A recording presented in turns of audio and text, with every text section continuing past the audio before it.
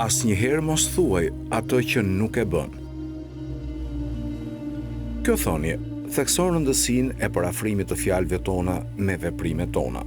Imam Aliu na këshillon që të mos themi gjëra që nuk i bëjmë në të vërtetë, pasi kjo çon në dobësi dhe fton të fajsojmë veten. Në vazhdim, Imam Aliu shpjegon pasojat e një sjellje të tillë. Duke thënë vazhdimisht të gjëra që nuk i bëjmë, ne ngecemi në një cikël dështimi. Pa aftësia jonë për të përmbushur fjalët tona, dobëson karakterin tonë dhe pakson besueshmërinë tonë. Për më tepër, Imam Aliu na paralajmëron se kjo sjellje fton edhe fajsimin mbi veten tonë.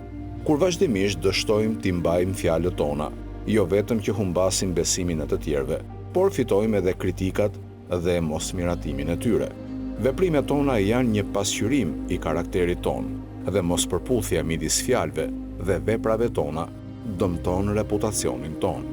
Për të kuptuar rëndësinë e këshillës së Imam Aliut, do t'i trajtohemi Kuranit për sqarim të mëtejshëm. Allahu vazhdimisht thekson rëndësinë e sinqeritetit dhe integritetit në fjalët dhe veprimet tona. Në surën Asr, Allahu thot: "Pasha kohën, me të vërtetë njerëzit janë në humbje, me përjashtim të atyre që besuan dhe bën vepra të mira, që urdhëruan njëri tjetrin për të vërtetën dhe që urdhëruan njëri tjetrin për durim." Ky ajet thekson rëndësinë e jo vetëm të besuarit, por edhe të veprimit sipas bindjeve tona. Ai thekson nevojën për konsistencë midis fjalëve dhe veprimeve tona. Në mënyrë të ngjashme, në surën Huxhurat, ajeti 2 dhe 3, Allahu thot: "O ju që besuat, pse thoni atë që nuk e bëni? Është e madhe urrejtja te Allahu që të thuash atë që nuk bën."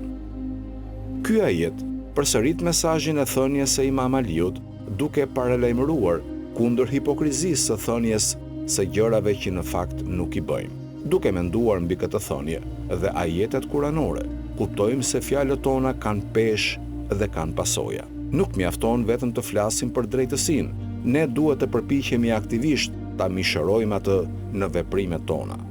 Duke i parafruar fjalët tona me veprat tona, ne forcojmë karakterin tonë, fitojmë besimin e të tjerëve dhe në fund kërkojmë kënaqësinë e Allahut.